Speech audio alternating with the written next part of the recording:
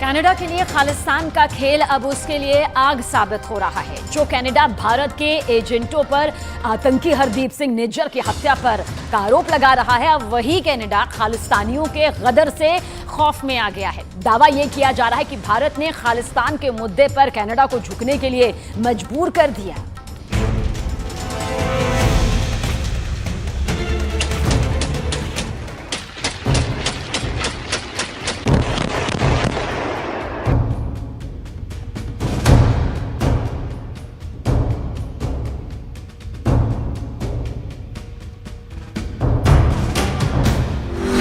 झुकेगा कनाडा, झुकाने वाला आ गया।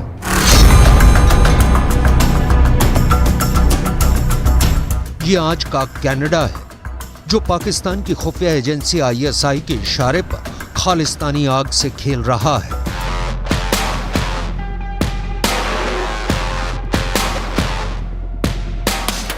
ये आज का कनाडा है जो भारत को खालिस्तानी आग में जलाने की साजिश रच रहा है। कनाडा में भारत का तिरंगा झंडा जलाया जा रहा है।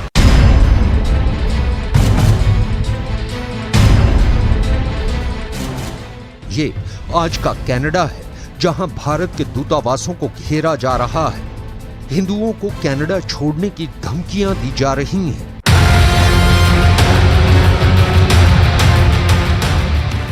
खालिस्तानी आतंकी हरदीप सिंह निज्जर की हत्या पर घड़ियाली आंसू बहाने वाले ये कनाडा के वही प्रधानमंत्री जस्टिन ट्रूडो हैं जो प्रधानमंत्री की कुर्सी से चिपके रहने के लिए खालिस्तानी आतंकियों को खुदा मानने लगे हैं।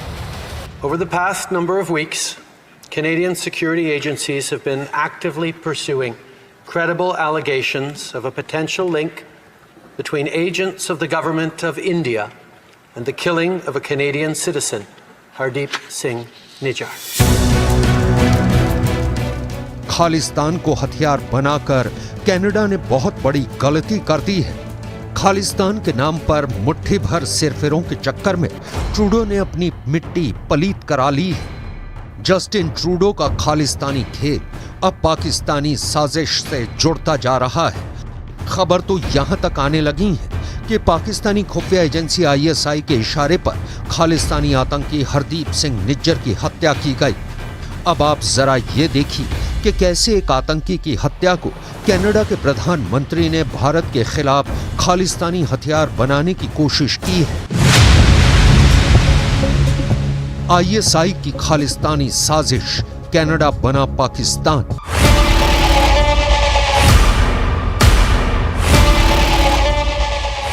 अठारह सितंबर को कनाडा के PM जस्टिन ट्रूडो ने खालिस्तानी नेता हरदीप सिंह निज्जर की हत्या के आरोप भारतीय एजेंट्स पर लगाए। 20 सितंबर को खालिस्तानी नेता गुरपतवंत सिंह पन्नू ने हिंदुओं को कनाडा छोड़ने की धमकी दी।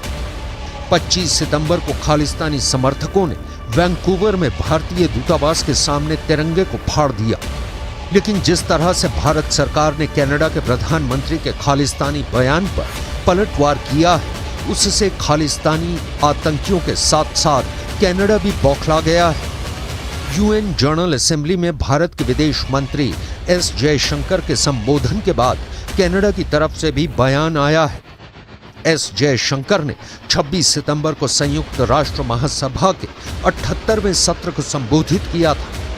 इस दौरान उन्होंने आतंकवाद के मुद्दे पर नाम लिए बिना ही कनाडा और वहां के प्रधानमंत्री जस्टिन ट्रूडो को संदेश दे दिया था, जिसके बाद इसी मंच से UN में कनाडा के स्थायी प्रतिनिधि बॉब रे की प्रतिक्रिया सामने आई है। बॉब रे के मुताबिक विदेशी हस्तक्षेप के कारण उनके देश का लोकतंत्र खतरे में है। बॉब रे ने यह भी कहा, हम राजनीतिक लाभ के लिए द्विपक्षीय संबंधों के नियमों को तोड़ मरोड़ नहीं सकते हैं। कनाडा में विदेशी हस्तक्षेप के विभिन्न माध्यमों से लोकतंत्र किस हद तक खतरे में है। बॉब रे ने यह भी कहा, कनाडा राजनीतिक लाभ के लिए झुकेगा नहीं।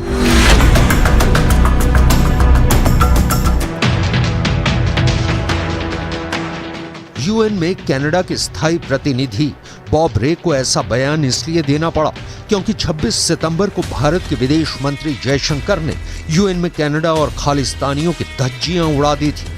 संयुक्त राष्ट्र महासभा में एस जयशंकर ने साफ कहा, वो दिन चले गए जब कुछ देश एजेंडा तय करते थे और दूसरे देशों से उसके हिसाब से चलने की उम्मीद करते थे।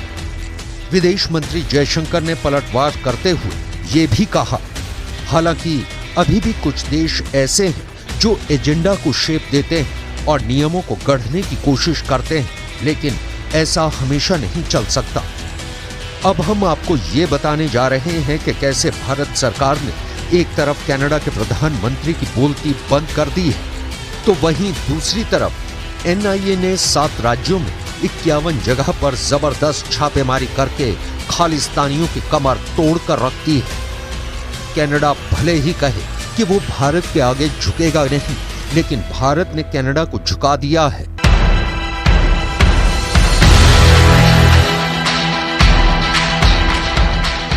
खालिस्तानी आतंकी हरदीप सिंह निज्जर की हत्या पर बोलते हुए विदेश मंत्री डॉक्टर एस जयशंकर ने साफ कहा है कि कनाडा ने कुछ भी स्पेसिफिक जानकारी शेयर नहीं की है।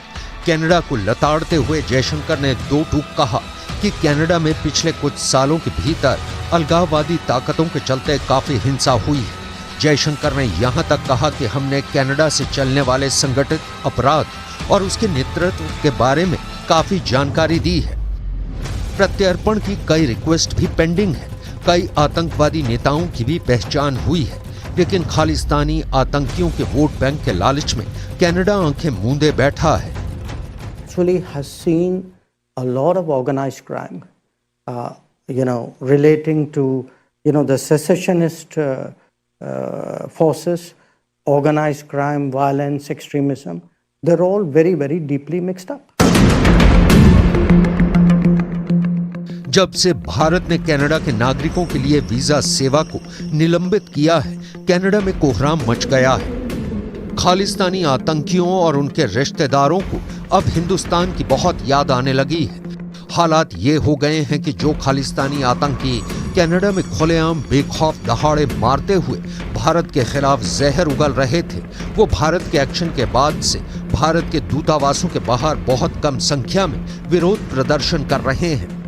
आतंकी पन्नू भले ही हिंदुओं को कनाडा से भगाने की धमकी दे रहा हो, लेकिन हकीकत में भारत ने खालिस्तानियों की अकल ठिकाने लगा दी है।